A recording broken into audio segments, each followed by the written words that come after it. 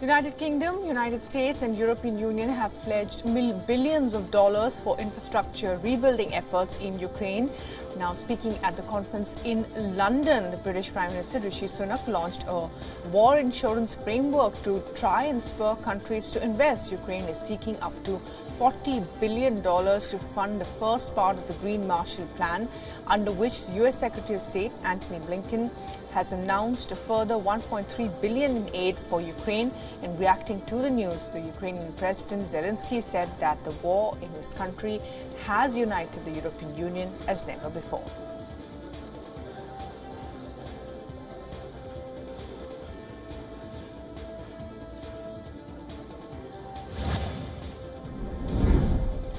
The Indian Prime Minister Narendra Modi is on a state visit to the United States, and today Prime Minister Modi will lead the celebrations of the International Day of Yoga at the United Nations headquarters. Now, starting in 2014, the International Day of Yoga has become one of the major events in the annual calendar of activities of the UN. In New York, Prime Minister Modi has a packed schedule and is meeting Nobel laureates, economists, artists, scientists, scholars and entrepreneurs, as well as the health sector experts.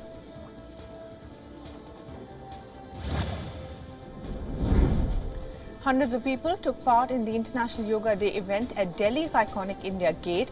In Malaysia, yoga enthusiasts gathered at the steps of the landmark Hindu temple of Batu Caves to commemorate the International Yoga Day.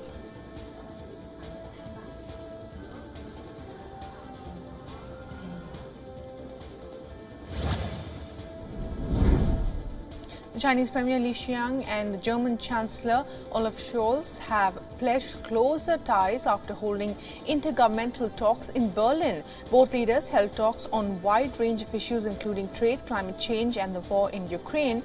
Li Qiang is on a first trip abroad since he was named China's Prime Minister, with an aim to improve relations with the European Union as criticism from the bloc grows louder. His visit to Germany and France comes as Europe seeks to balance concerns over economic dependence on China, as well as China's position on Ukraine and Taiwan.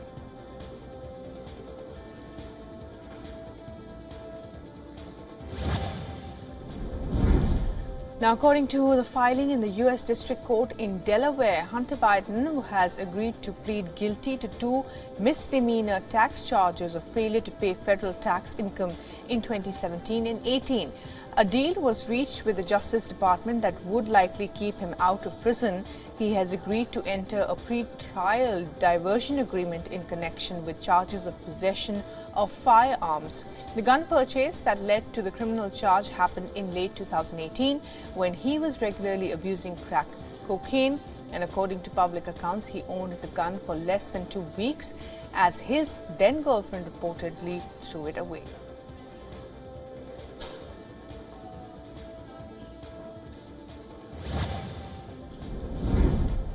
Iran's president said the country won't beg for a more compliant nuclear deal.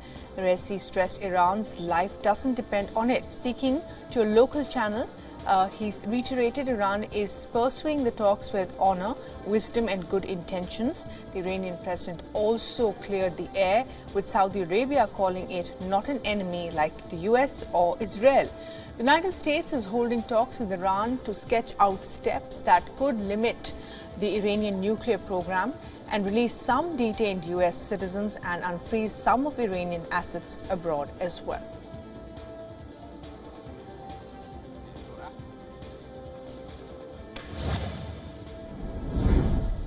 New York's Democratic majority state legislature has passed a bill to provide legal protection to doctors prescribing and shipping abortion pills.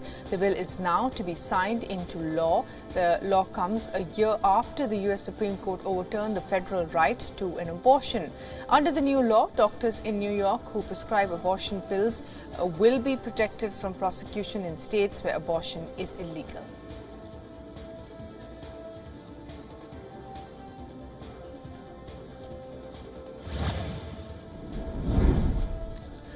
A pregnant woman died trying to reach the Canary Islands. She was in a boat with more than 50 migrants near the Atlantic coast. A fishing boat found the migrant boat and the woman's body was found in the boat with 42 men, 7 women and 3 children. They received red blankets and medical attention after disembarking from the rescue vessel. The manager of the Security and Emergencies Consortium told local TV that the migrants were lucky the fishing boat found them because they were adrift.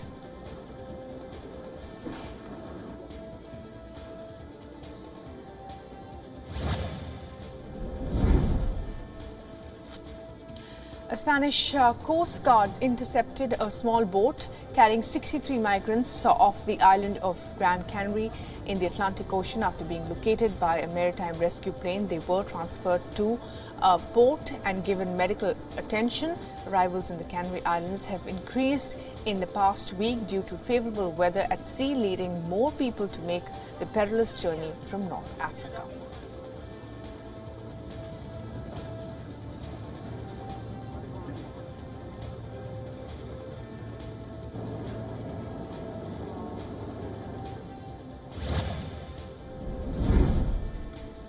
Thousands took to the streets of San Jose in Costa Rica to protest the defense of public education. They are demanding the government to increase the budget of the sector. University students, teachers, education center workers and unions took part in the 2 massive marches. The marches were held from different points of the capital to converge in front of the parliament.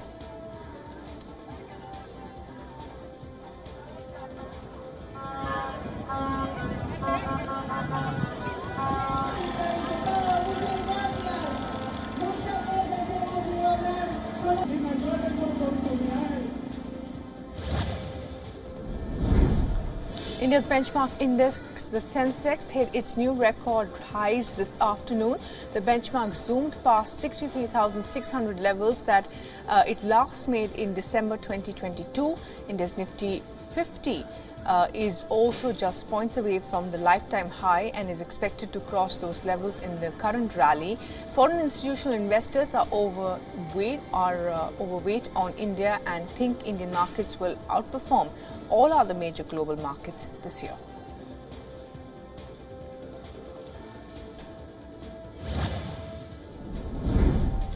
In a high-stake legal battle, Microsoft CEO Satya Nadella and Activision Blizzard CEO Bobby Kotick are set to testify in a 5-day evidence hearing beginning this week.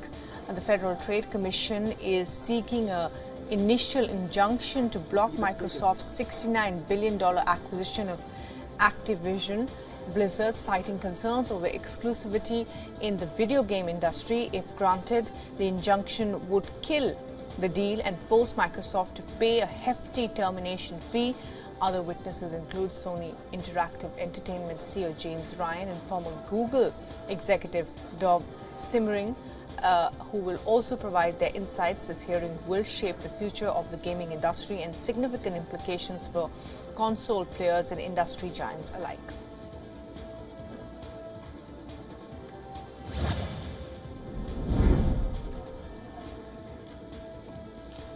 Twitter is no more just a micro-blogging site, an app. Well, the world limit expansion, blue tick verification and content creation are just a few of the many changes that the application is going through.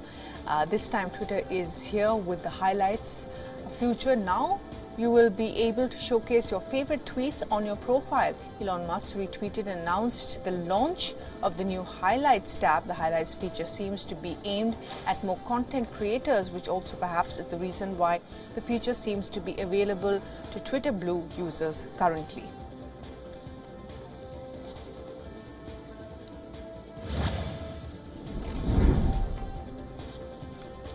Activists in Paris used a prop to transform the Eiffel Tower into a wind turbine on Wednesday. The action comes ahead of the upcoming international summit this week. The summit is for a new global financial pact. The agenda of the same will be to seek ways to overhaul the world's development banks, while in restructuring debt and reducing poverty will be a part of the summit. Climate will be the main driving force.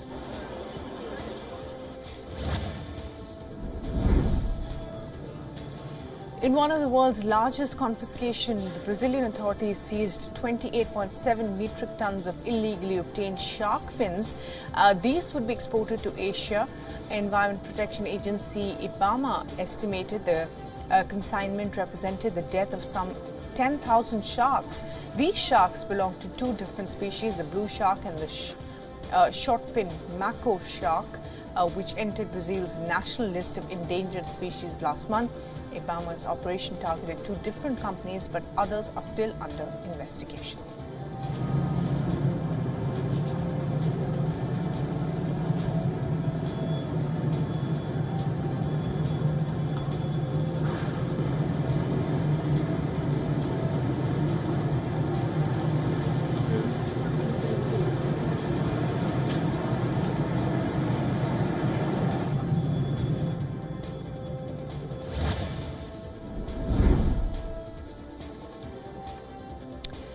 Well, drone footage shows the devastating aftermath of the tornado that killed one person and injured at least 24 in central Mississippi.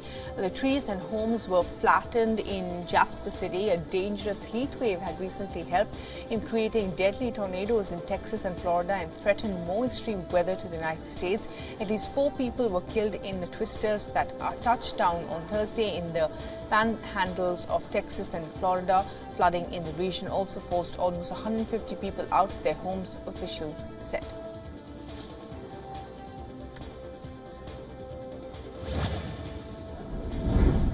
A giant panda cub has been born in southwest China's Sichuan province. This is the first birth this year among captive pandas at the center.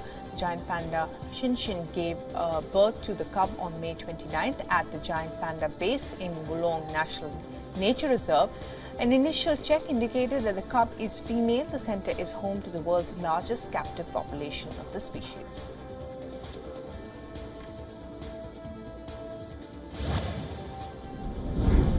Sri Lanka's National Zoo is preparing an ailing Thai tusker for its journey back to the sanctuary in Thailand. The elephant will receive medical treatment after animal rights activists raised an alarm regarding the ill treatment of the animal. Sak Sorain, the 30-year-old tusker, is among the 3 gifted by Thailand to Sri Lanka in 2001. Sri Lanka doesn't have the facility to treat the conditions affecting the elephant's left foreleg, leading the elephant to return to the country after the request from the Thai government.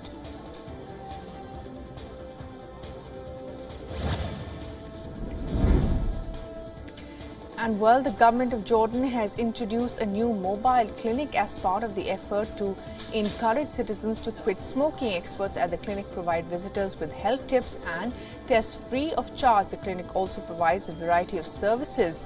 One visitor said that it helped him go from 2.5 packs to 1 cigarette a day.